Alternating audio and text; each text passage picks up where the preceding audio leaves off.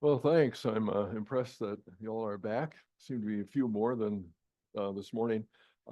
You are now going to have the wonderful experience of what my kids had growing up, hearing Dad talk all morning and all afternoon. But yeah, I've really enjoyed this, and that you guys seem to have been hanging in real well and enjoying it as well. So, um, thanks to Doug and to Hannah and Amy for setting things up well. Really good communication, and yeah, this ends our treatment of American religion. Quick overview between the Revolution and the Civil War. Hope to continue this series sometime in the fall, when going from the Civil War to World War II. Um, yeah, that's right. Someone I did, and I hope that some of you can make it back for that. Um, I suggested that at the end of this morning, that this afternoon we're going to look at American Civil Wars, plural, in the 1850s and of course into the 1860s. And you might have kind of been wondering about that. So we see an icon of the Civil War we all know about, John Brown as the tempestuous prairie prophet. This is taken from a big mural in the Kansas state capitol. But there's another Civil War going on at the same time in the 1850s, and for a while we wouldn't be able to tell which one was going to be more important. They both had enduring importance. The other Civil War is religious. The regular Civil War we know about is deeply infused with religion. I sent a copy of two of the outstanding documents from the American Civil War, The Greatest Hymn and The Greatest Speech, Julia Ward Howe's Battle Hymn of the Republic, and Abraham Lincoln's Second Inaugural, which is my nominee for the greatest sermon ever preached in the United States by a person who didn't really have all that much confidence in Jesus. But nonetheless, it's profoundly monotheist Christian, and it's biblical, let's put it that way, in its deep underpinnings. So it's not that the U.S. Civil War was not infused with the religion, it deeply was, but the one that came before it concerned immigration, and this was religious all the way down. This is Protestant versus Catholic. Um, it registered in the politics of the United States in the 1850s, 40s and 50s, like nothing else except slavery. And yeah, you can't help but kind of hear overtones and think about our current political circumstances in which immigration and what to do about immigration looms so large. I'm not going to be driving that analogy real closely. I'm just going to throw it out there and let you kind of figure it out for yourself. We can entertain in question time as well. The cartoon on the left by the famous or infamous preeminent American cartoonist of the post-Civil War era, Thomas Nast from New York, virulent anti-Catholic. We'll look at that cartoon in more detail in a minute, but these two issues of strife, the flashpoints of division in the 1850s, are really key to understanding American religion in that decade. And the legacy of that decade, because it's in the 1850s that the current religious map of the United States, which you see here in terms of distribution of different denominations, it's in the 1850s that map is set. We have that gold and tan and yellow and whatever in the upper Midwest, that's Lutherans. And German, especially German Lutheran immigration, really boomed from the 1840s into the 1850s. And so the upper Midwest as a Lutheran preserve, the dark gray and lighter gray out west in the Intermountain West we looked at this morning, that's the kingdom of the Latter-day Saints. That's Mormon majorities and pluralities. It's in the 1840s and 50s that the Baptists, the Southern Baptist Convention is formed. And that's the red in the lighter red in the South. Baptists, Southern Baptists are the kind of the house religion of the American South, just as sweet tea is the house wine of the American South. And everywhere else, the default religion is Catholic. It's this time that the Roman Catholic Church became the single largest denomination in the United States. They would not recognize themselves at the time as a denomination. They were another one true church. But from our point of view, it's the single largest denomination in the United States, although Protestants still strongly outnumber Catholics at the time. But it's in the 1850s that the forces that set up this map emerge on the scene. And so we're going to be looking at the question of religion and slavery, but first of all, religion and immigration. So immigration in the pre-Civil War period, just the dimensions of it from the end of the War of 1812 until the verge of the Civil War, there were some 5 million people that came into the United States that we know of. A lot of course, untracked immigration filtering over from the Canadian border in particular. About 1/3 of that, or 1.7 of those 5 million, were Irish. These are a new kind of Irish. There have been Irish in the United States from the colonial times, particularly from the early 1700s on, but those were largely Irish Protestants.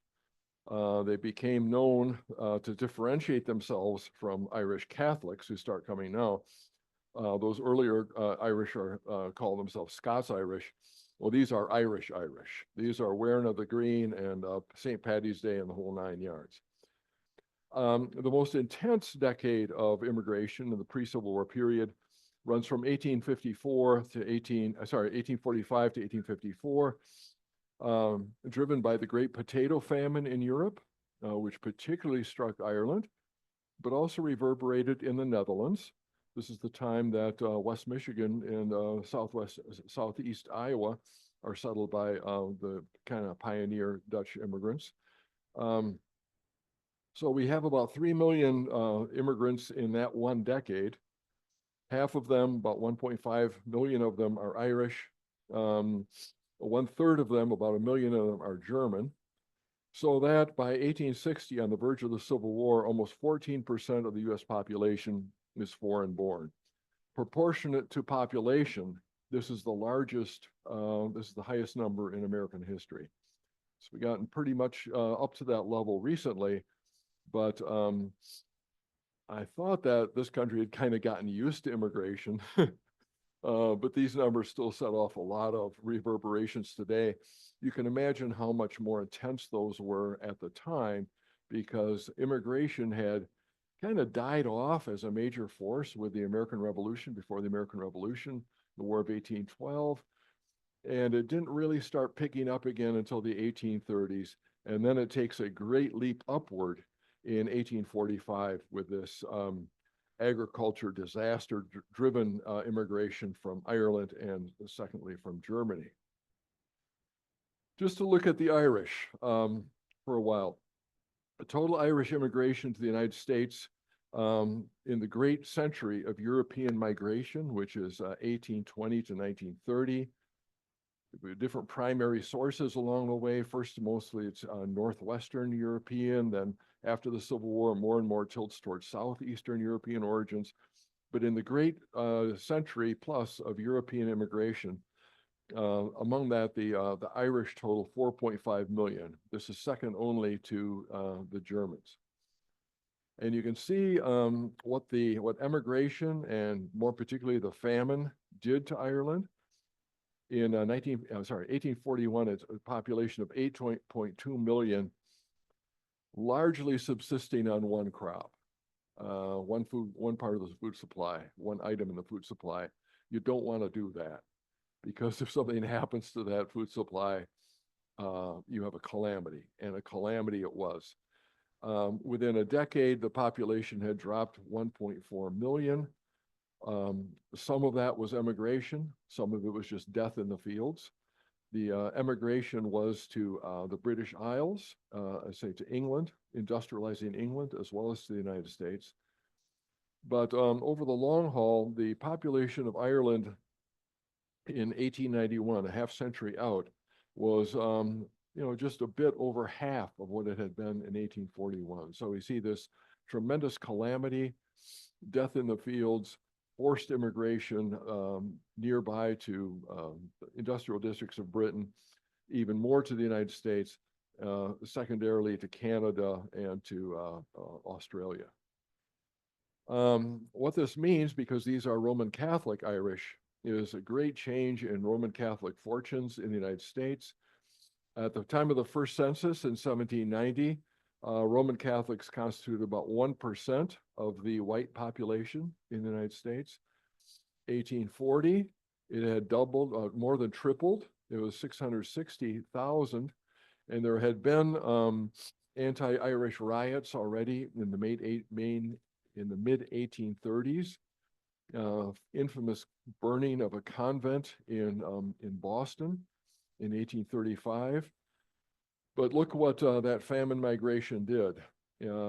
So the level of immigration, pretty close to triples to, I'm sorry, the level of Roman Catholics almost, pretty much triples in one decade, largely Irish, secondarily German. By 1860, that skyrockets again, so that on the eve of the Civil War, nearly 10% of Americans were Roman Catholic. And from a Protestant point of view, this just would not do. This is founded as a Protestant country. Catholics cannot, do not, will not believe in liberty, democracy. They're just not fit for American society. We have a great challenge here that many Protestants want to staunch, and this becomes kind of a civil war. It's not just Catholics, but which kind of Catholics? Because, let's put it mildly, English and Irish folks have not gotten on well together over the centuries. This is particularly true in New England. New England in 1750, now jumping back 100 years, New England was more English than England because England had had a lot of immigrants, particularly Irish immigrants, come into it over the late colonial period. New England had been settled by a big waft of Puritan immigrants, about 20,000 of them in the 1620s, 1630s, up to 1645. After that, there were no new joiners. They just bred like rabbits. So this is a pure English and population with a strong Puritan background, regardless of whether they still signed on to Puritan doctrine. Puritans had early on, as had Martin Luther, labeled the Pope the Antichrist. You can't get more intense than that, more dramatic than that in Christian theology. There's Christ and there's Antichrist. So it's not just that Roman Catholics are second-class Christians or have some dubious wrong doctrines. They are the major anti-Christian force in the world. If you look back at that chart of William Miller, right? When it's the Pope of Rome who's the great bad guy. So we have an ethnic and religious association here that designed to set up a really intense culture war. And here are the Protestant reactions. I'll be detailing these a little bit more, but we have a great cartoon fusillade against Roman Catholics. The cartoon on the right, again by Thomas Nast, this is right after the American Civil War. But you see here bishops and cardinals coming up out of the American River Ganges, also known as the Hudson River. They look like crocodiles. They are going to consume the fairest parts of American youth, huddled behind the schoolmaster there. There's a very intense war in New York and other major American cities over religious funding, possible funding for religious schools, for Roman Catholic schools in particular. And Thomas Nast, an Irish Protestant by descent, is dead set against this. So the public school is the bastion of American liberty, of American prosperity. And it's the schoolmaster standing out front, protecting the little kids from these rapacious Catholic predators that stands in the way. Back in upper left-hand corner, we have the future doom of America. St. Peter's Basilica in Rome, transplanted to the fair banks of America. In the upper reach of that, of the cartoon, we see some people kind of looking Irish, trundling off someone to the gallows way in the background. While the public school and other American institutions there are in tatters and have been ravaged. So this is pretty intense stuff. On the left-hand cartoon, we have the view of America from the top of St. Peter's Basilica. There we have the Pope looking out. We have people gazing through a telescope, a monk gazing through a telescope, a Jesuit-looking guy on the right-hand side of the cartoon. They're all rubbing their hands in anticipation of reaching the promised land. So a Roman Catholic takeover of America is one of the fever dreams of these Protestants in the pre-Civil War era. The book in between is the bestseller in the United States prior to Uncle Tom's Cabin. These are the awful disclosures of Maria Monk, taken a memoir, a supposed memoir of this nun who had inhabited a convent in Montreal. And she is here exposing the truth of that convent. Yes, the women, the nuns are kept in the convent over here, but look, on the other side of the street is the rectory where the priests hang out, and don't you know about that tunnel underneath? Now, in the convent, conveniently, there's a pool in the basement where the ill-gotten children of these unions would be baptized and then summarily drowned, because we don't want this bad report to get out. This was taken to be gospel truth by a ravenous American readership. Again, the best-selling book in the United States until Uncle Tom's Cabin. So, I mean, Catholics are nice neighbors to us today, right? Some of my best friends are. You have jokes about the priest and the rabbi and the minister going golfing, and you know, there are differences, but they're real Christians. I gotta say that when I was growing up at Oakdale Christian School in Grand Rapids in 5th grade, we had intense discussions about whether there would be Roman Catholics in heaven. Okay, this is the year of our Lord, about 1960, just when a certain man is candidating for the White House, right? They're going to put a lot of bird baths on the White House lawn because they're expecting a lot of cardinals. Remember that one? They're going to change the motto of the United States from "In God we trust" to "We hope in the Pope." Well, my teacher, God bless her, said, yeah, there will be Catholics in heaven, because God is gracious and can welcome people in from all kinds of churches, no matter how false the church is. Okay? That was liberal. So these attitudes have changed so much in our lifetime. But this was a potential civil war in the United States. It sometimes got bloody, say in Philadelphia in May, and then again on the 4th of July of 1844. Now, this was happening in Philadelphia streets late last night. Our daughter lived in Philadelphia in their previous Super Bowl victory, and she said that from hard-earned experience, the police grease all the light posts in downtown Philadelphia, because otherwise people are climbing up on them and toppling them over. So yeah, it's but this is a religious war. St. Augustine's Cathedral, pictured on the left-hand side there, is set to flames with a couple other churches. I think 3 of the 15 Catholic churches in Philadelphia are put to the torch, with some casualties, and a lot of upper right-hand side, a lot of riot, pitched battles in the streets of Philadelphia. The battle over the Bible. Protestants wanted the King James Bible to be read every morning in the public schools. That was the custom. And then the Roman Catholic bishop said, well, wait a minute, that's a very Protestant skewed translation. How about the Douay Bible, the Roman Catholic authorized version?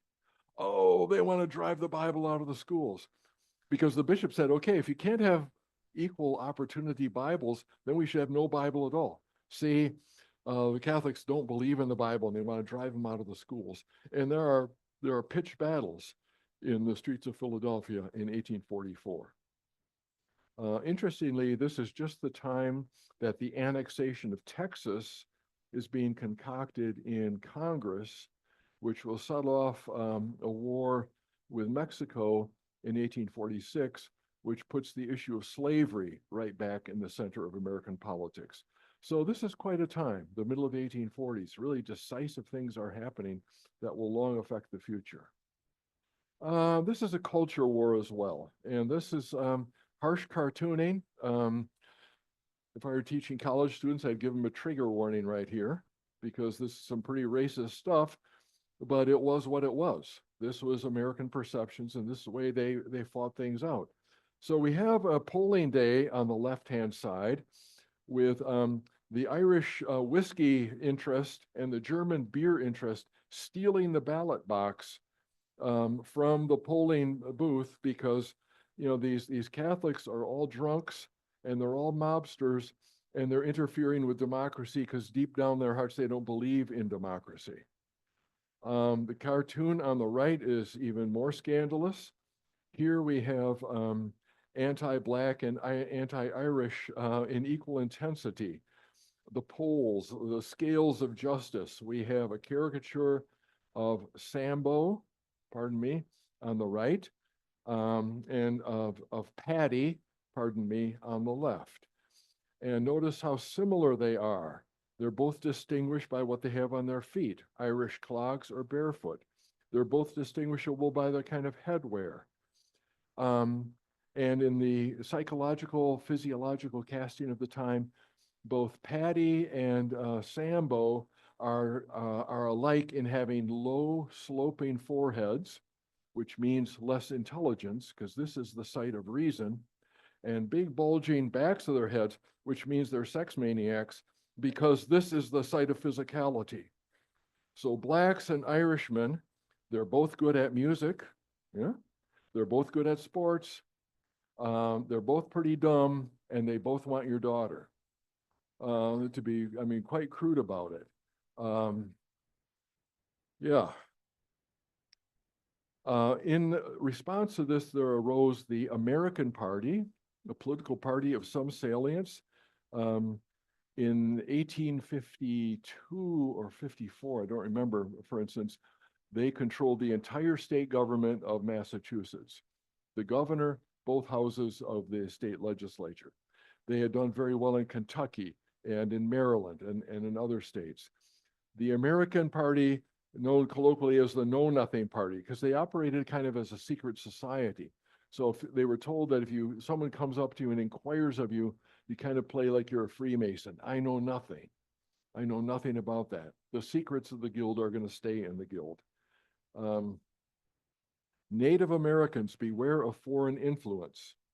Their primary, one of their primary platform points was to require a 21-year naturalization period from the time that an immigrant arrived and registered in port to the time that it was only he yet, was allowed to vote. That meant that adult arriving immigrants probably would never take part in American politics. Meanwhile, their kids, if properly indoctrinated in the public, not Roman Catholic school, would by that time have been minted into reliable American citizens. So very much an anti-immigrant movement. The flag in the lower left has George Washington surrounded by stars in the field of blue. The middle picture there on the left shows a torchlight parade at night. Yeah, huge mobs, huge parades turned out, boosting the real American side over against the foreign-born side. So our own battles over immigration are nothing new, but they were even more intense at this time, again, because people were not used to such a huge immigrant population. as we are. In 1856, this party ran a ticket for president with former President Millard Fillmore and garnered 22% of the popular vote. So it was a substantial party. Just a little preview here. The political party in the system in the United States will have a major upheaval. There we go. In 1852, the Whig Party dies, and the Free Soil Party does very poorly. So there's a real question of what the successor party to the Whig Party will be. Will it be the American Party or the Republican Party? And the answer was kind of both. The Know Nothing Party will very largely be absorbed into the Republican coalition, even though some leading Republicans like Abraham Lincoln were very opposed to this nativism, yet that nativist impulse, American Northern Protestant, is taken into the Republican Party. On the other hand, there was a strong lure of Catholicism among Protestants as well. We saw this morning that there were a lot of people discontent with what had come up on the evangelical front. They were disappointed, they were frustrated, they were looking for something different. And really interesting, in the 1840s, everybody, including Protestants, started building Gothic churches. This is the richest church in America, Trinity on Wall Street. They're rich because they own half of downtown Manhattan. This is called an endowment, ladies and gentlemen, yeah. Alexander Hamilton and other notable founding fathers are buried in that churchyard. This place is really worth a visit next time you're in New York. But a Gothic church, it's not just snooty Episcopalians, if I may be redundant, that that build them. Methodists are starting to build Gothic churches. Baptists are starting to build Gothic churches. Presbyterians are building Gothic churches. You go to Princeton University, formerly a Presbyterian university, you go to their chapel, it's the epitome of Gothic style. It's very Trinitarian. When you go to a service in there, you hear everything 3 times, because Gothic churches are not designed for sermons, right? You have a lot of reverb off those. They're designed for theater. The greatest drama ever told, the transubstantiation of ordinary elements into divinity itself, which you are then invited to come to the front and partake of. This is mysterious. This is colorful. This is holy. When you go into these places like my daughter's church in Philadelphia, you enter in and you have the scent of holiness. The incense is in the air. And at the time, especially in the high holy seasons, the incense gets really thick. Suzanne says that she and her choir mates are going to sue for purple lung damages because they're sensing the altar and therefore the choir loft so intensely. But this is mystery. This is awesome. This has color. There's deep sacrality here. Enter into this church and then go to the church across the street. I haven't been in what I knew growing up as 9th Street Church, where my grandma went. But when I attended there as a kid, it was as pure white and open light as it's possible to be. Plain glass windows, white interior, pretty sober, modestly colored benches. This is exactly how the Puritans' churches are or were in New England. Everything is plain and clear to the light of day. Well, you know what? The drama in my soul doesn't really respond to clear, pure light of day. There's deep, dark, mysterious forces going on here. And I'm not just speaking hypothetically, but personally, when I go into one of these venues, here it can happen. It not necessarily will for me, but it could. This is a place of awe and mystery. So there's a real lure of the Gothic that all these Protestants in big cities building Gothic churches. And there are books made showing how you can make churches and houses in the countryside out of Gothic style. So we have a really great Gothic house on the dwelling on the right. Anybody identify the church on the left for me? What? Yeah, this is All Saints in Saugatuck Episcopal Church, right out of a textbook for how to build a small town Gothic church. And it is a pretty place. And it has all these Gothic signatures about it. So the rage of Gothic style, which is medieval Catholic in origin, huh? Medieval Catholic, as dark an age as you can imagine from a Protestant point of view. Why are we living and worshiping in their kind of buildings? Because there's something magical here. And there's a major wave of celebrity converts to Catholicism at the time. We talked last in the morning about Brook Farm. It was founded by a Unitarian clergyman named George Ripley. His wife is upper right hand here. She was part of the Brook Farm experiment. When that failed, she converted to Catholicism. We don't want the ordinary humdrum middle class way of life. We want something different. To her upper left is Nathaniel Hawthorne's daughter, Rose, who later below has become Sister Rose Hawthorne Lathrop. She's taken Roman Catholic orders. Lower right is one of the most interesting and outrageous intellectuals of the pre-Civil War time, Orestes Brownson. He starts out in Vermont. They all come from Vermont. Joseph Smith, Brigham Young, Orestes Brownson, William Miller, Calvin Coolidge eventually, but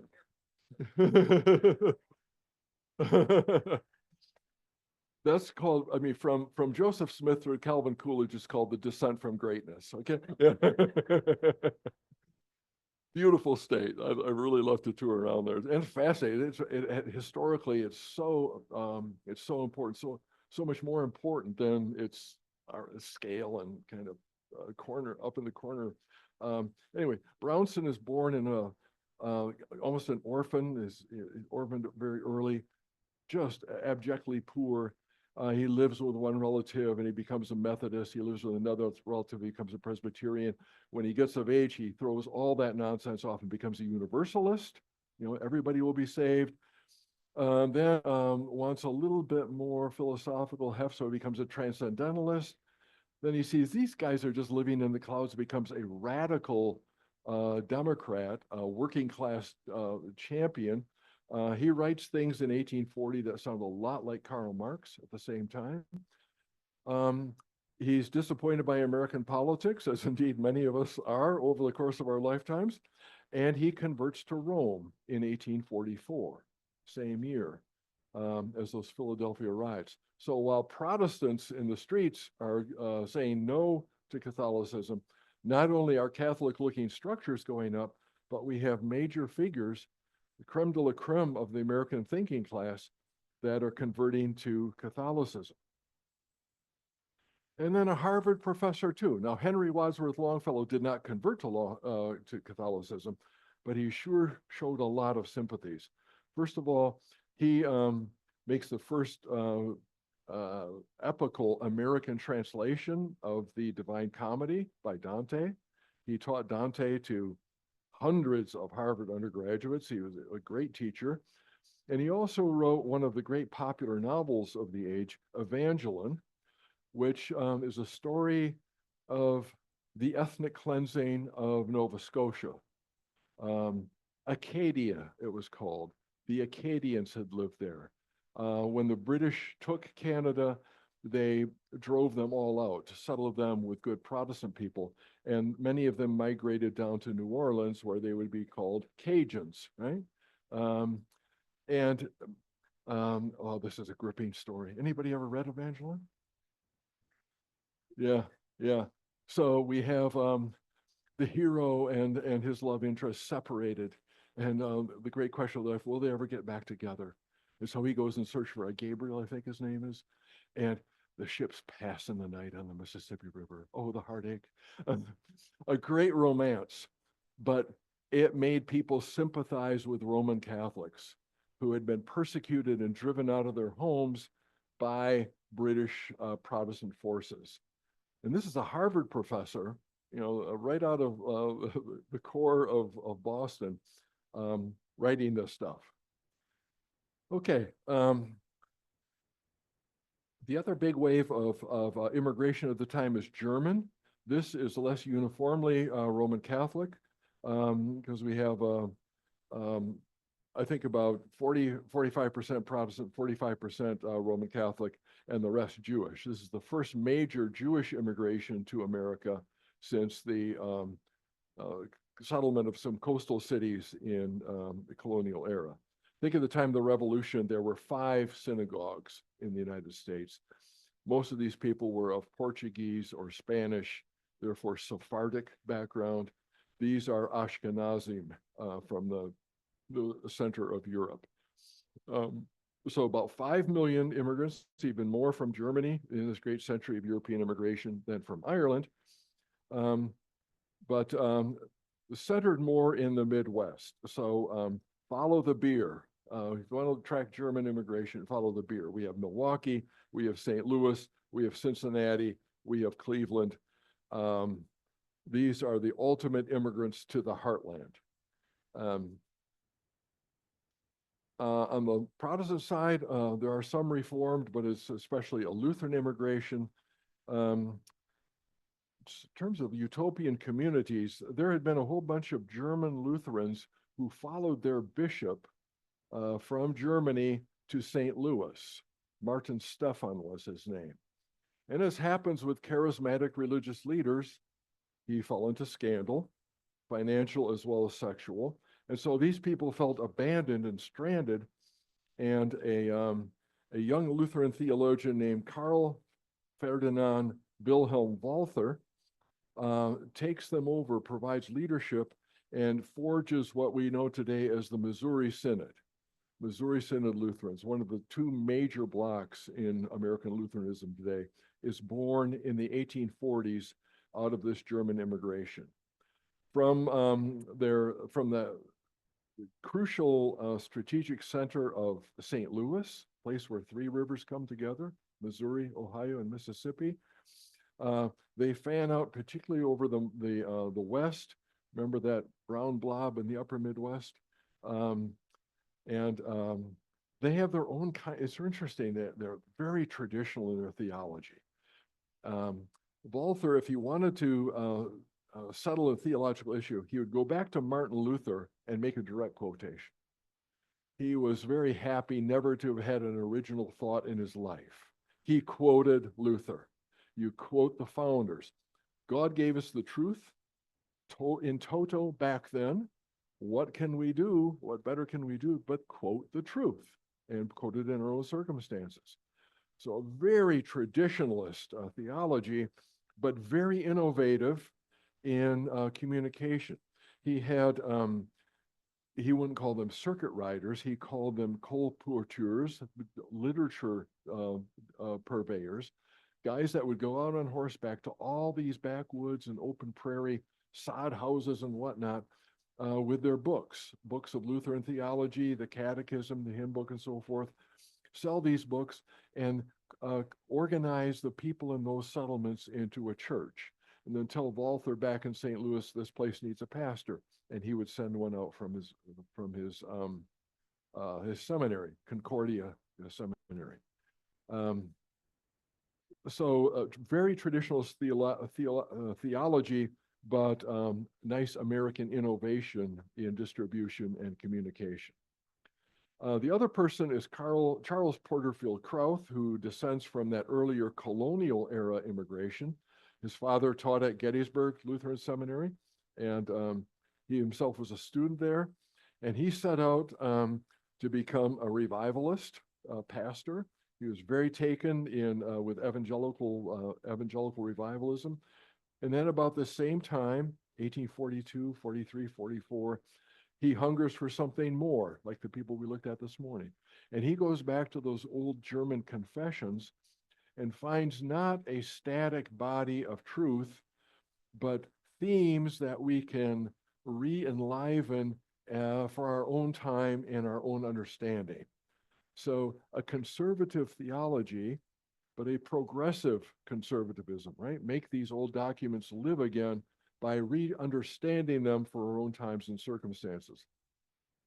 Very successful career, becomes vice president at the University of Pennsylvania, and writes some of the works that continue today to inspire the other great denomination in American Lutheranism, the ELCA, which is kind of the mainline Lutheran denomination, the Missouri Synod being the kind of, if you will, the analogous of the evangelical side.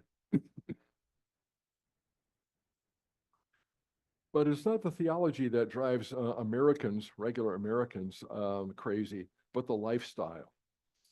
What do you do on a Sunday? If you're a Congregationalist, good Congregationalist like Harriet Beecher Stowe, you go to church, you go home, you read, you teach stuff to your children, go to church again, and have a sober evening of more Bible study and reflection. What do you do if you're German? You go to church in the morning, you go to the beer garden for the rest of the afternoon. And as the beer flows, the volume from the beer garden grows louder. And the standard Presbyterians, Methodists, Congregationalists, and so forth in town are just scandalized by this. How can you call yourself a Christian and behave this way on God's holy day? Because it's our only day off and it's time to relax? No. So we have a German lifestyle here that runs up against the standard American Protestant lifestyle of sobriety and Sabbath observance. And it didn't matter what kind of German you were theologically. My doctor father, Sidney Ahlstrom, who grew up a Swedish Lutheran in a small town in Minnesota, said that the Missouri Synod Lutherans have the most traditional theology and the highest rates of alcohol consumption of any religious group in the world.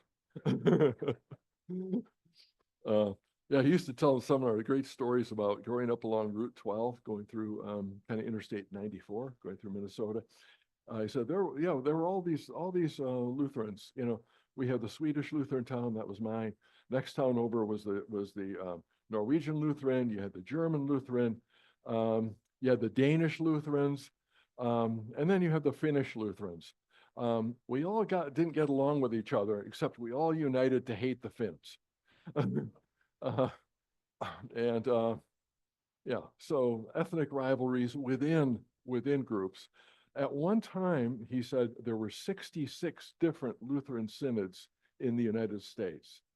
And then over the 20th century, we've had this process of consolidation where there's these two major ones, the ELCA and the Missouri Synod, with the Wisconsin Synod even more conservative. They make Missouri Synod types look kind of liberal, but those two main trunks, but they all share this, at least on the German side, they all share, no matter what their theology, they share this kind of celebrative, let your hair down kind of lifestyle. And then on the Jewish side, we have here Isaac Mayer Wise, immigrant from Germany to the United States, and in the background, the Hebrew National College in Cincinnati. Cincinnati, being a major German site, was the site where kind of the central site in the United States for the placement of the first Jewish theological seminary. The kind of Judaism he stood for, though, was pretty controversial, especially back in Europe, but he thought it was tailor-made for America. In Germany, in Europe, we were oppressed. We were kept in special neighborhoods, the ghettos. We were not allowed into all kinds of professions. There were all kinds of restrictions on our life. Now in America, we can be and do anything we want. So let's say yes to America. Let's say yes to the modern world. Let's not look back with nostalgia for the world of our fathers. That was terrible. We were poor, we were restricted, we were kicked around. Here in the land of the free, we can be adapt fully to the modern open world. And so we'll worship in English, oftentimes on Sunday, with mixed sex seating, family seating. not the traditional, still Orthodox Judaism, separated sex seating, men on one side, women on the other side. Kosher diet, that's optional. Cool if you want to do it. Maybe you want to do it for health reasons, but it's not, I mean, what's wrong with shrimp? You clean them right, they're good. Our homeland, next year in Jerusalem, next year in America. America is my Israel. Washington, D.C. is my Jerusalem, he said. Here we have the kingdom of God more possible, at least in terms of tolerance and mutual respect, than anything in the Old Testament, anything in medieval Jewry. So, in our current politics of the world, we don't remember how very controversial Zionism, return to Israel, was, not just among Gentiles, but among Jews themselves. Super Orthodox people and super liberal Reform Jews at the time were both dead set against a return to Israel. That's for Messiah to do, or it's not necessary, because America can be our Israel. And so we have here a minimization of ritual, maximize ethical principles. Reform Judaism over the years will come to stand for ethical monotheism. God gave a command to Abraham and then to Moses with this: you send this message to the world. This is our job. This is our role as Jews. This is our calling, to send a message to the world that there is but one God, and you obey the high ethical principles of that God. And anyone everywhere anyone anywhere can follow that calling. So Reform Judaism continues in existence today. It's one of the three major denominations in Judaism: Reform on the more progressive end, Orthodox on the more conservative end, in the middle, conservative. Well, the conservative and Orthodox wings will grow, especially after the Civil War, as the Jewish immigration starts to come more from Eastern Europe. They don't have any, they don't take it at all to this reform project. This is a project out of Germany. At the time, Jewish migrants were scattered all over the country. They were not concentrated in the East Coast cities the way the later Jewish immigration would be. They often had a little stock of goods and set on the road to sell them. So upper right hand, we have the Jewish peddler coming to the countryside house and selling the ladies stuff that they might want. Everything is in that cart: brooms and mops and fabric and so forth. And they would have their own circuit to ride, peddling goods. And when they accumulated a little money, they settled down in town and started a store. And these are the founders of the great old department stores in the United States, like Macy's and Gimbel's and Herpelsheimer's and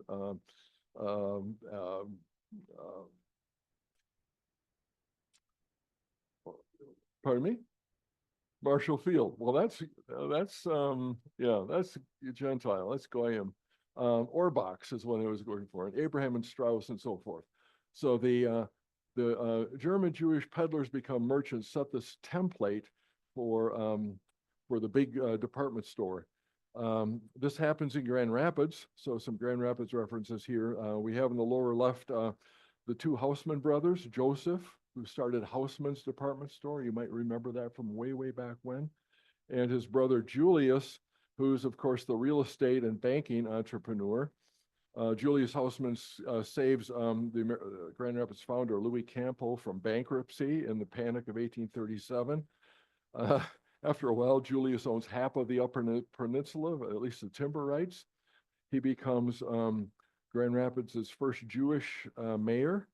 And he's Michigan's first Jewish member of Congress.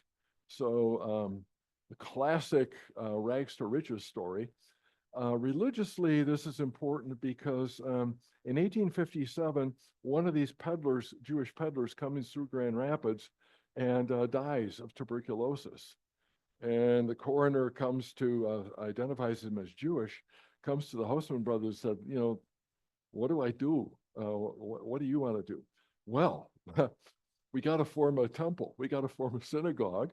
We have a minyan. We can get 10 guys together. And they form Temple Emmanuel on Fulton Street in Grand Rapids, which continues thriving to this day.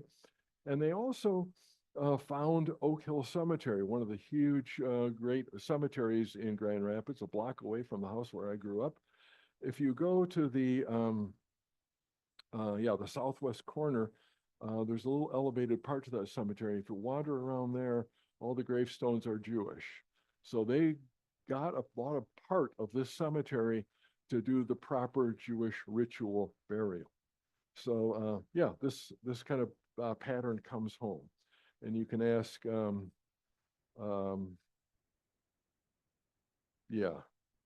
on his name. I was just at the football game with him. Mr. Padnos.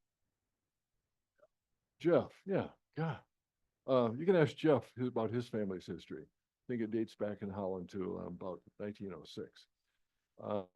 Jeff sponsors a telecast of the Yale Harvard football game every year. He's there in crimson, I'm there in blue, but we get along. Okay, questions about immigration before we go to the other sort of Civil War, the big one, the real one.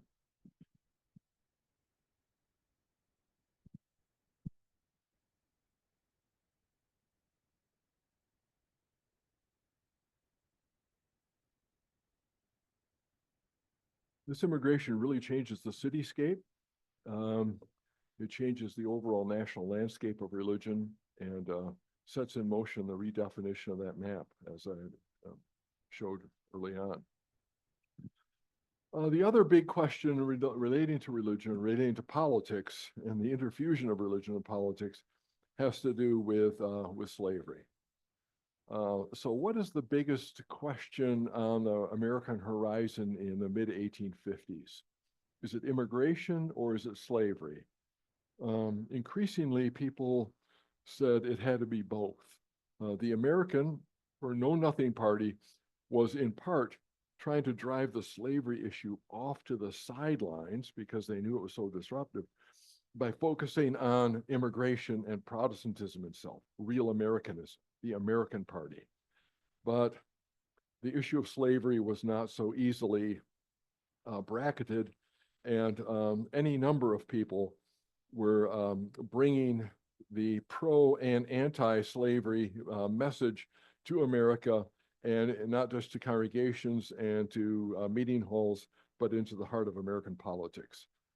We have the man on the left is the foremost theologian, pro-slavery theologian, James Henley Thornwell of South Carolina. The man in the middle of the middle column, Benjamin Morgan Palmer, is the foremost Presbyterian minister in New Orleans at the time of the Civil War, a very strong advocate of slavery as God's ordained will. Above him is Sojourner Truth. We've encountered her already. The foremost female abolitionist on the road year after year. Below Palmer is Theodore Weld, another man of the elite of New England society who becomes the most effective anti-slavery speaker and organizer and galvanizer across Ohio and New York. In the upper right-hand corner, we have Angelina Grimke, born in the peak, the very top of the Charleston, South Carolina slaveocracy, becomes a convert to abolitionism, marries Theodore Weld. Unfortunately, they do not live happily ever after. Their marriage survives, but they have some very, very turbulent water ahead. And then lower right, we have this fact of mass Black conversion to Christianity from the time of the internal slave trade beginning around 1800 up to 1860. Very unusual situation depicted here. We have a Black preacher, which is not unusual, but he's in a house of worship to speaking before a mixed race audience. We have the rather elite white people sitting on the on his left, and we have Black people sitting on his right. Supposedly the plantation masters on the one hand and the field hands on the other. As Abraham Lincoln said in his second inaugural address, both sides read the same Bible and both sides pray to the same God. It's remarkable how much religion was woven into both the anti and the pro-slavery arguments. There were other arguments as well, so to very quickly review them, the religious starting point, or the starting point of the anti-slavery religious case, is out of the creation story. We are all made in the image of God. And it is just wrong for one image holder to enslave, to pretend to hold and dominate another image holder. The people, religious folks most likely to be in this camp were the Quakers or the Friends, the progressive side of evangelicals, and free thinkers, people who thought they had gotten beyond religion, made abolitionism something of a replacement religion. But the strongest or the most popular pro-slavery argument was also religious. Look at the Bible, right? The Bible is authority, our authority. What does the text say? Well, we have, after the flood, the curse of Ham, and Ham is the founder, supposedly, of Africans. Actually, if you read the text, the curse is on Ham's son, Canaan, which is supposedly filled in the conquest of the Promised Land, but never mind. It's interesting how people who appeal to the Bible don't read it very accurately, which also happens with the epistle of Paul to Philemon. Onesimus has run away. The slave has run away from his master. Philemon has taken up with Paul in prison in Rome. And Paul says, sends Onesimus back. See, Paul was endorsing slavery. If you read the epistle carefully, you'll see that Onesimus came back with some dynamite in his hand. Treat him, Paul instructs Philemon, as you would treat me, to whom you owe your sorry soul. He didn't say sorry. I, Paul, you, Philemon, owe your soul to me. Paul, treat Onesimus like you would treat me. This, to me, is not a real strong endorsement of slavery, but to a literalist reading, it is. Similarly with the story of Hagar and Ishmael. Hagar is impregnated by Abraham. Her mistress, Sarah, drives her out of the house. She's driven into the wilderness. There she wants to die. God appears to her, angel appears to her in a dream and says, Hagar, go back. See, runaway slaves really ought to go back to their masters. By the way, I will make of your son a mighty warrior and the father of many nations. That part didn't get preached on. Furthermore, Jesus never talked about slavery. If he was supposed to be a big anti-slavery guy, why didn't he talk about it? If you read carefully his inaugural sermon in Nazareth, he quotes prophecy of Isaiah, the time of the Spirit of the Lord is upon me, and I've come to fulfill, to set the prisoners free, to relieve the oppressed, and so forth and so on. Jesus' inaugural address is liberation theology. So Jesus did address it, but obliquely. But the pro-slavery argument is very literalist and proof texting. The political argument is which document do you want to appeal to? The Declaration of Independence says that all men are created equal.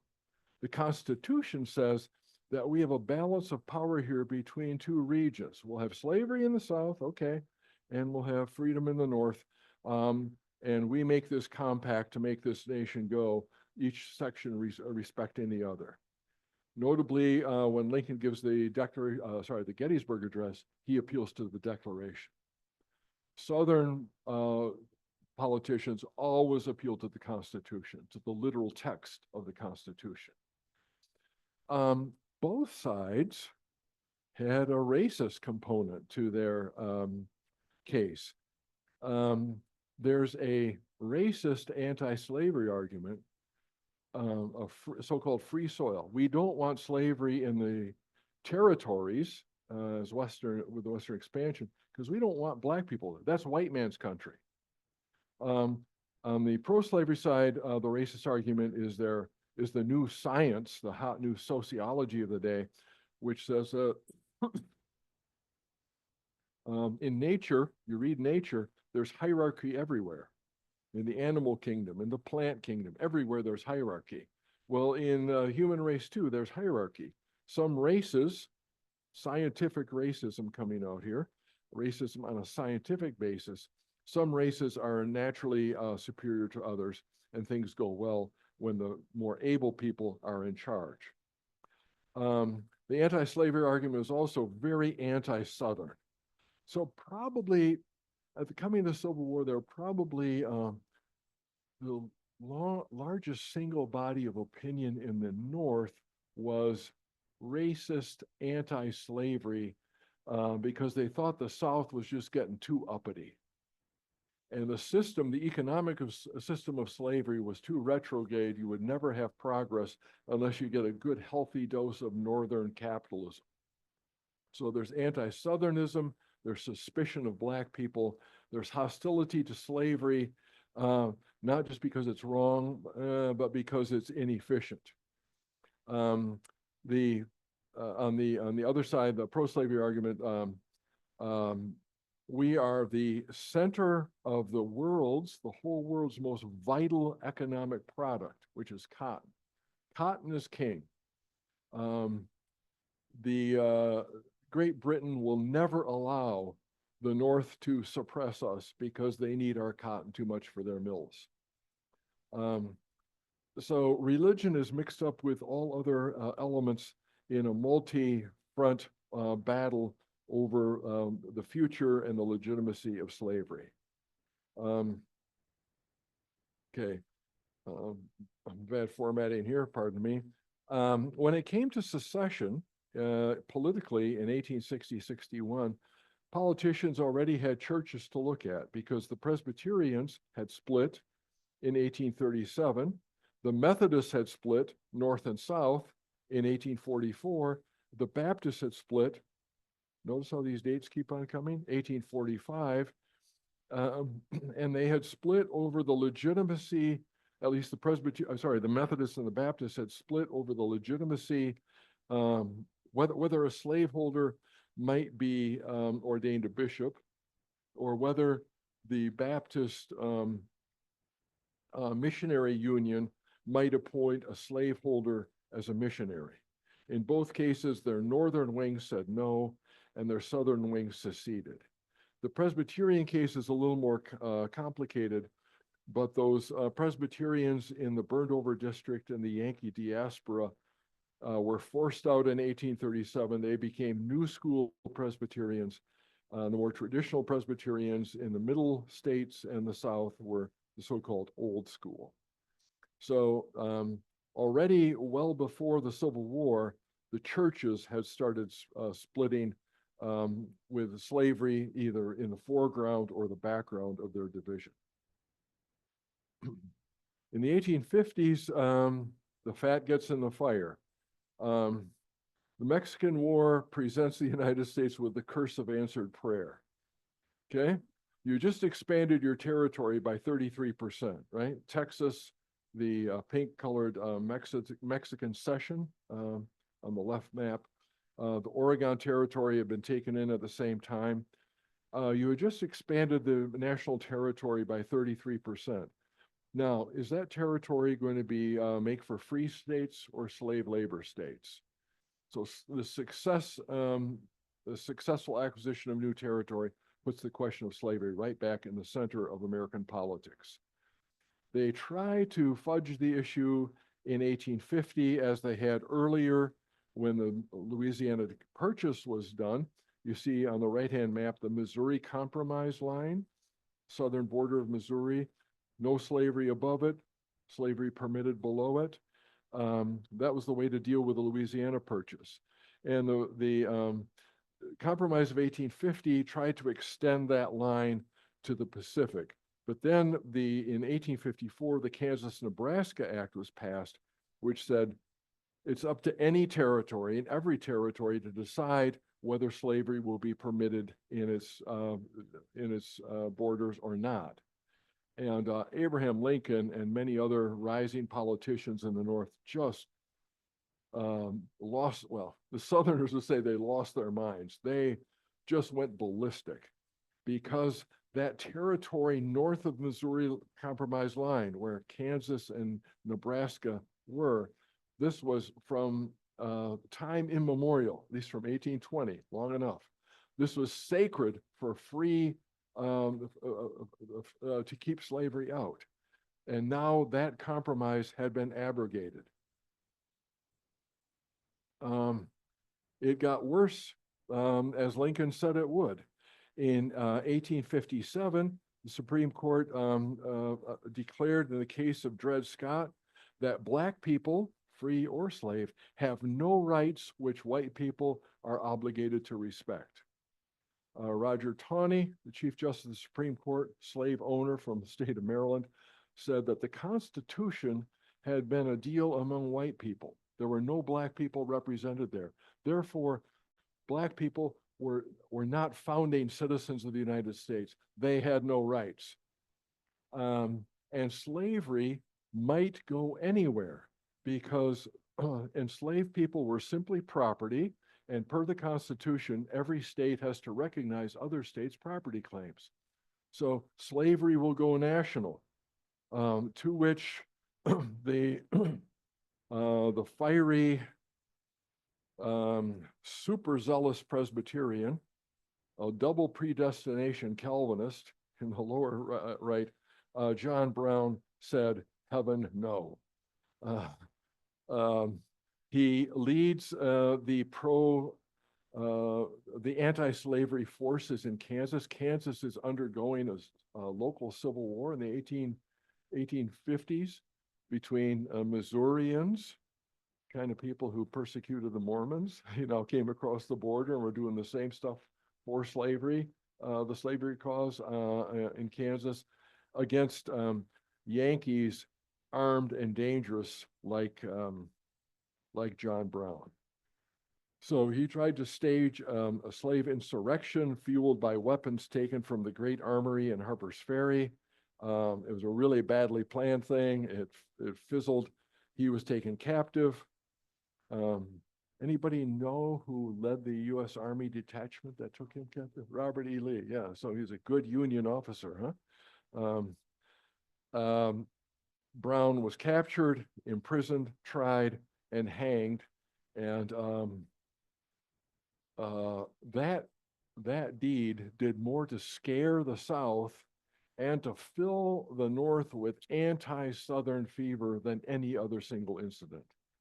So you have people at the time, like that wonderful pacifist Henry David Thoreau, who had an immense boy crush on John Brown, saying that John Brown is the Jesus Christ of our time.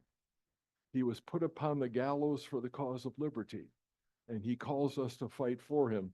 See the Julia Ward hymn, how hymn set to the tune John Brown's Body, right? Battle Hymn of the Republic is set to a tune that was originally written to celebrate the martyrdom of John Brown. So we have, as they say, intense feelings on both sides, and this is arrayed in politics. The abolitionists increasingly turn from trying to persuade people of the righteousness of their cause to politics to force them to set the enslaved free. The first organization to carry out the abolitionist cause is the Liberty Party, map on the upper left, 1844.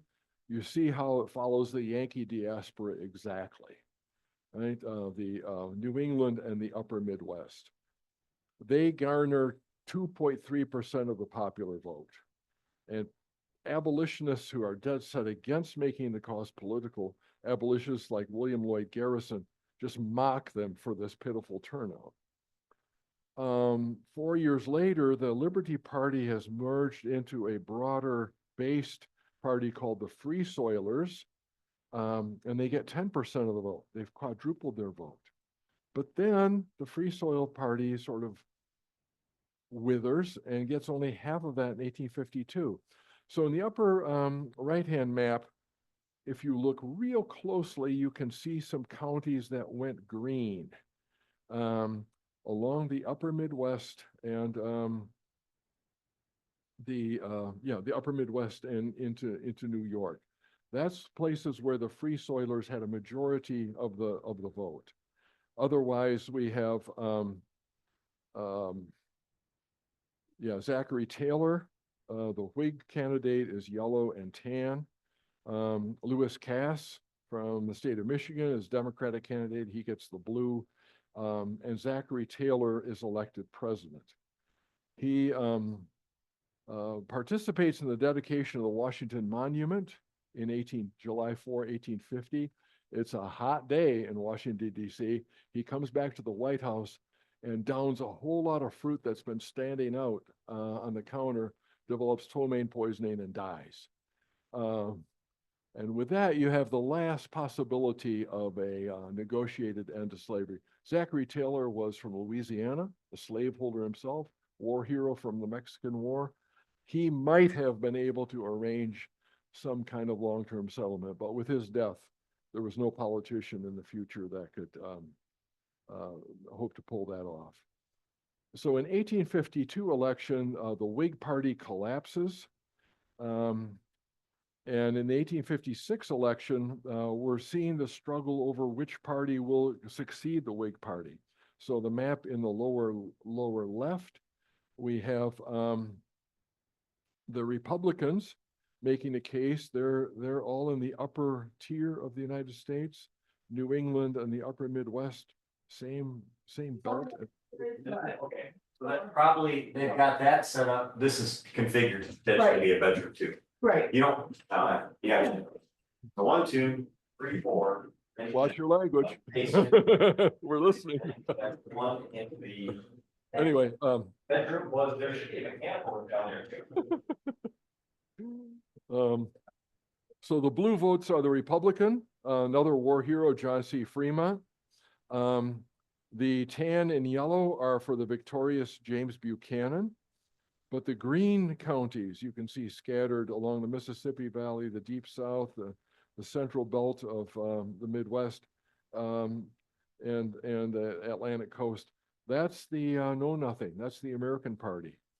And they net the 22% of the vote, which is pretty close to the Republicans' 33%. The Democrats take the White House with 45%. This is a highly volatile and unstable political situation. Things are decided, sort of, in 1860, when Lincoln, the Republican candidate, see the upper map, again, the blue tier, that's Republican. He is elected president in a very volatile, high-pressure situation with 40% of the vote. Lincoln is a minority president. Ordinarily, if you get net 40% of the vote in a presidential election, you're like Barry Goldwater or George McGovern. This is a landslide loss. Only in this case, because of the multiple parties in the contention, it's a victory. The Northern Democrat Douglas gets 30% of the vote. The Southern Democrat gets 18%, and John Bell, the Constitutional Union Party guy, gets 13%. The Constitutional Union guy are the kind of the reworked know-nothings, or the Americans, the American Party. So the middle map here is the electoral vote in 1860. The map below it is the electoral vote in 1856. What's the difference? The difference is Illinois, Indiana, Pennsylvania, and half of New Jersey. 45 of 303 electoral votes shifted from the other side to the Republican side in 1860. And that was enough to give Lincoln a majority of the Electoral College. He won a majority of 180 to 123 for the other candidates. But look closely at where that tipped balance comes from. Those 45 electoral votes come from the lower Midwest, Illinois, Indiana, and the lower part of the East, Pennsylvania and New Jersey. What's going on there? Well, it's interesting. Some historians have looked very, very closely at how those states went from Democrat or know nothing over to Republican. And this is what they concluded, that the onset of this huge wave of Irish Catholics into the Democratic Party drove a good number of Protestants out of the Democratic Party into the Republican Party. So these traditional Protestants, Baptists, Methodists, traditional Presbyterians, kind of were faced with a choice. Who do you dislike more? Meddling Yankee evangelicals that want to take away your beer, or Irish Catholics? And they had always been annoyed by those meddling Yankee evangelicals, but now they were fearful of the Irish Catholics. So according to this theory, and I think there's a lot to it, the decisive turn in 1860 was traditional Protestants fleeing an increasingly Irish Catholic Democratic Party. Because Irish Catholics voted 99.9% Democratic. So it's not who you vote for, but who you're voting against. The enemy of my enemy is my friend. The friend of my enemy is my enemy. It's called negative reference group politics, and unfortunately, it works really well. And so it's this, that old immigration issue kind of welled back up into the election over slavery, and gave the a decisive minority, not a decisive majority by any means, a decisive minority to Lincoln. And with that, the southern states started to secede. Okay. Any questions about that before we very briefly talk about religion in the Civil War? Any questions about religion and the pro or anti-slavery causes, why the politics was so unstable?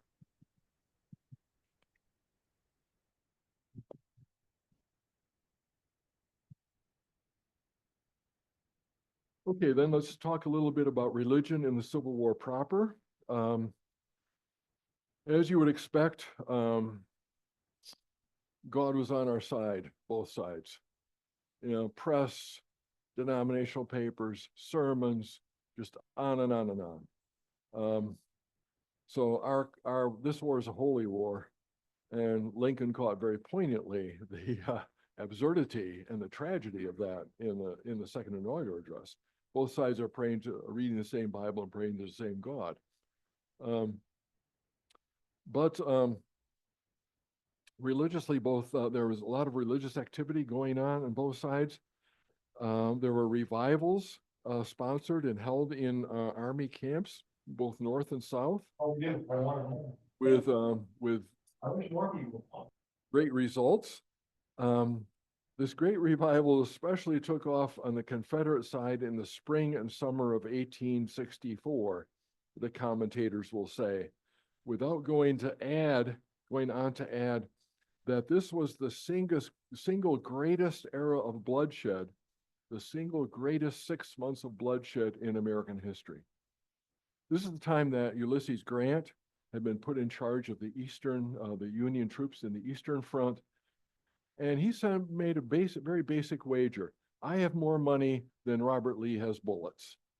And so he did these mass frontal assaults all along the periphery of Richmond. The Battle of the Wilderness, the Battle of Cold Harbor, which lasted about an hour, in which Grant lost 7,000 men. You can go to Cold Harbor still today and see the trenches that the Confederates were dug into. They didn't even have machine guns, but they made a wonderful anticipation of the glories of the Western Front in World War I. So this is mass slaughter, and it just keeps on going that way.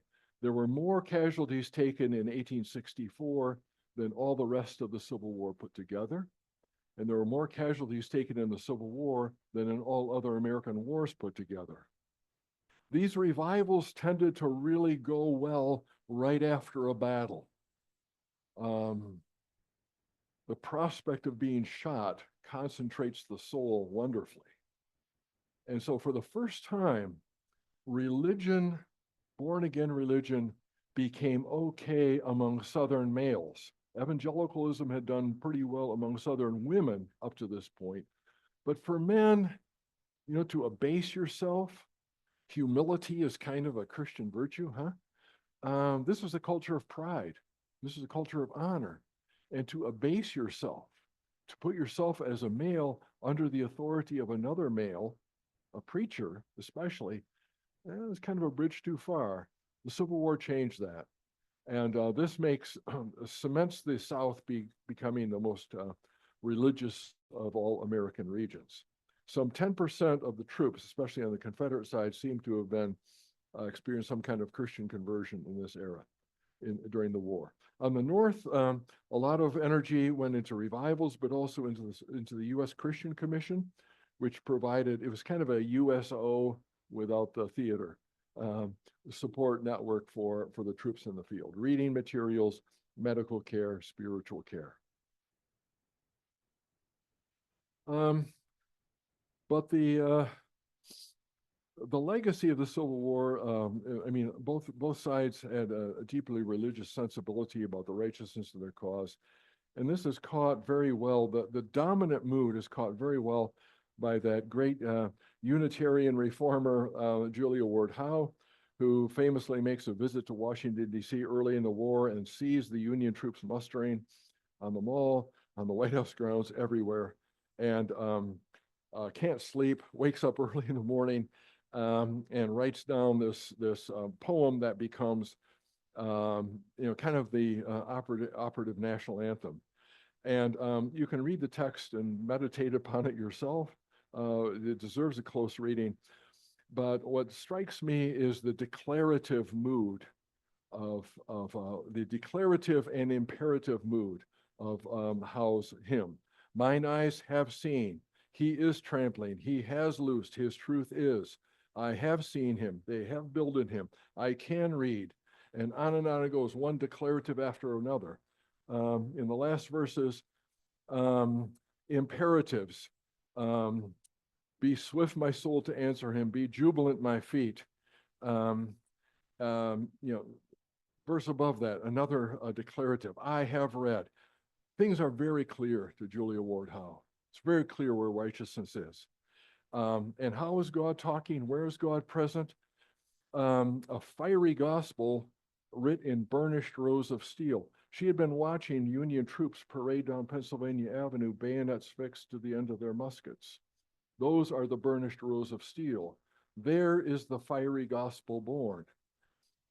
Sometimes the fiery gospel is born by fire. This is the sacking of Richmond, lower picture, in 1865, prefaced by, presaged by the burning of Atlanta.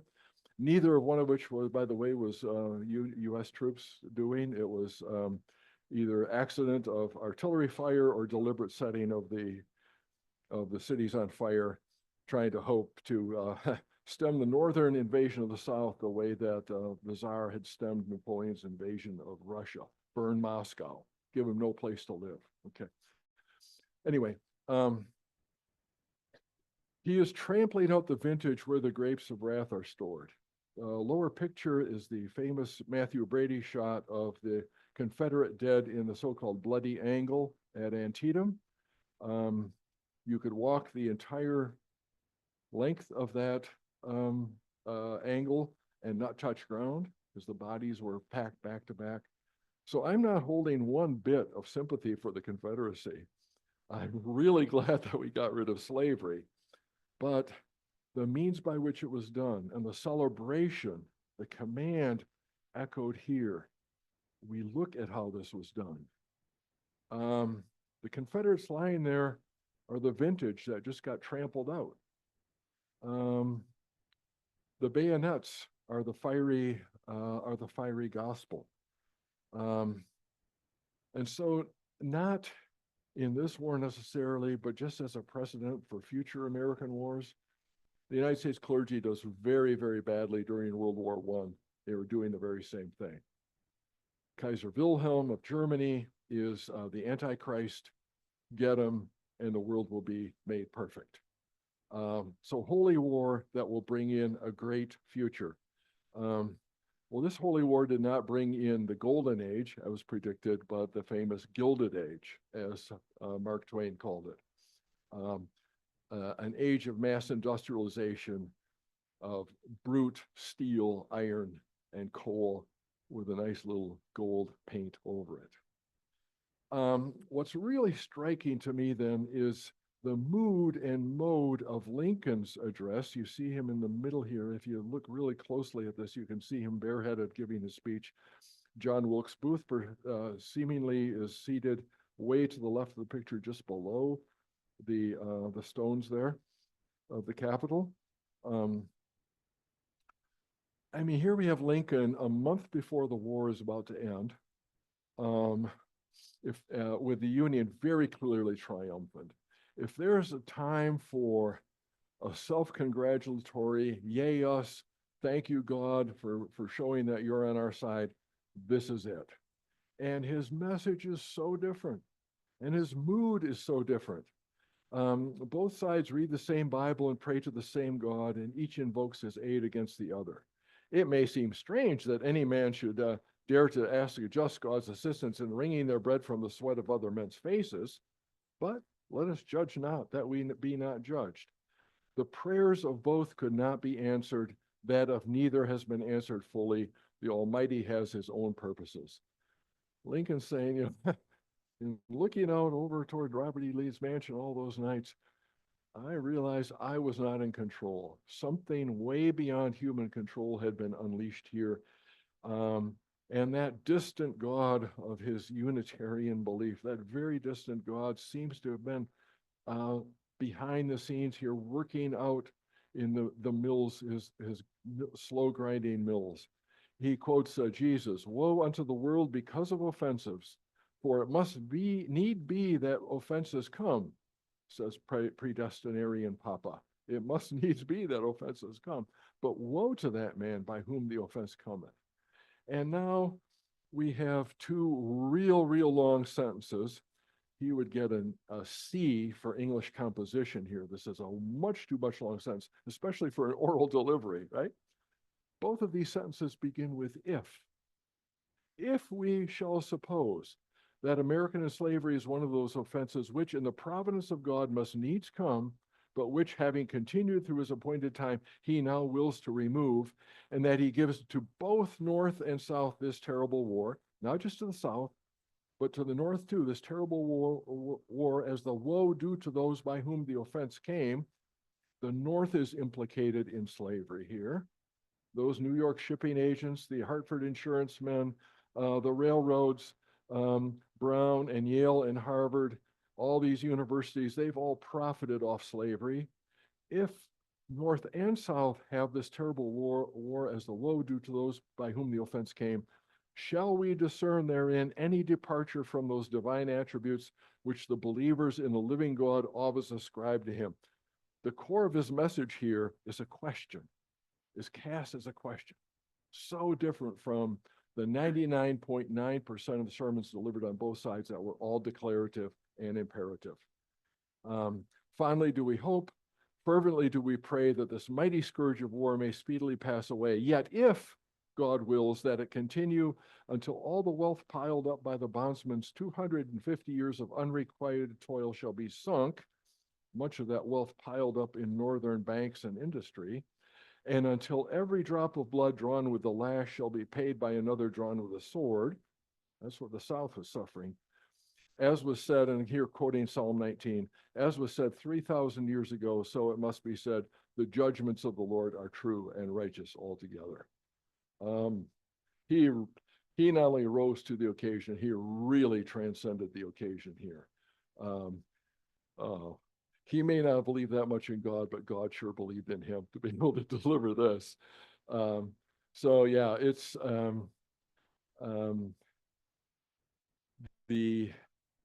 and this tentativeness, this commitment to a just society, but tentativeness by the means, about the means by which this justice is achieved. Lincoln, as a re-elected president, managed to capture that. And it's just, it's almost unique in the annals of presidential oratory. And a fitting set of questions upon which to end the course, but not before we have a couple questions from you, if we may run a little over time.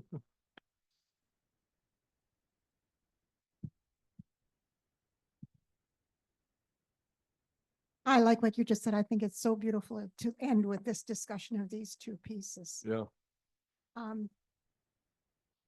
Julia Ward Howe seems to be saying she's looking at northern muster of Union troops while she's saying this. Yeah. She's thinking, so many of these troops I know will die in order to set men free. So she's mourning over the Union losses that she sees coming up.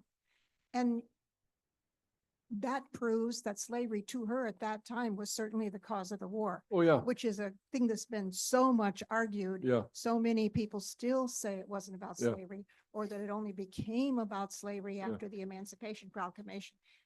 She's seeing it now because she does foresee a lot of death coming. Yeah, and The- Lincoln in the, I did not cast up on the screen, but if you read the opening paragraph of his text, he says, make no mistake about it, this is slavery. This is about slavery. Yes, yes. And Jefferson Davis repeatedly said the same thing. So Yeah, there's yeah. no doubt about it between Yeah. Lincoln and Davis. Yeah. But he's saying, Lincoln is saying it's about slavery and the right side is winning here, but there's evil and guilt and responsibility on both On both sides. sides. Whereas He for her, distributes the fault. Yeah. Julia Ward Howe doesn't do any mourning about the faults of the North that had also contributed Yeah. to the larger view of what brought slavery about. yeah, So his is deeper than hers. yeah. But the Union did lose more lives than the South did in Uh, numbers, not in percentage, but in Absolutely, numbers they but did. not proportionately. And the total of 750,000 deaths is still more than all of our wars together, isn't it? Yeah, Or isn't it yeah, anymore? yeah. It still is more in the Civil War than all other wars put together. Yeah. Just really And that one enormous. year was the majority year. the So, wilderness and Yeah.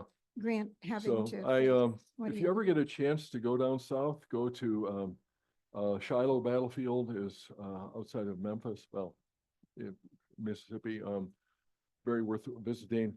And visit the State Museum, History Museum of Mississippi in Jackson.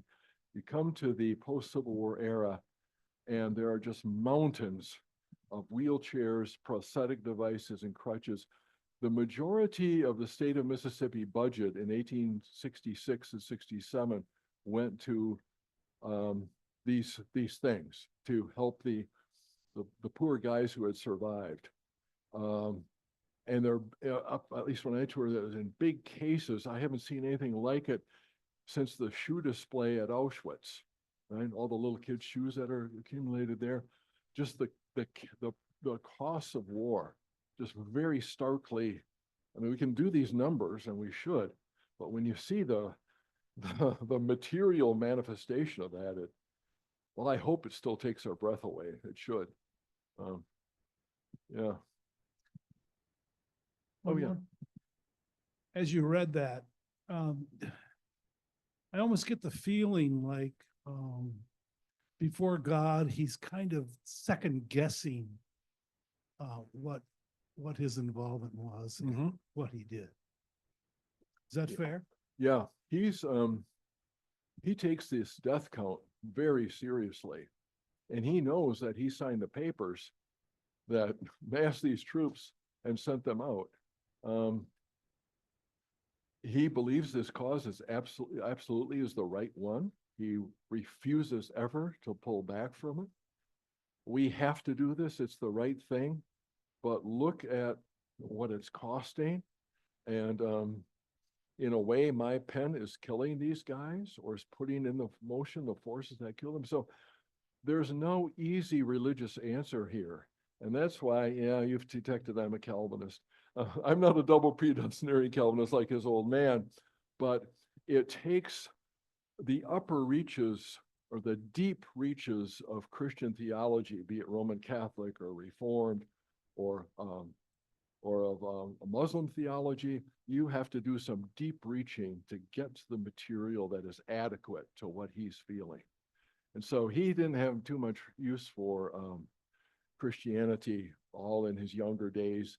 But as the Civil War went on, he had to reconfront those issues called up by his harrowing childhood under that dogmatic father and say, is there some wisdom in there that's adequate to what we're looking at?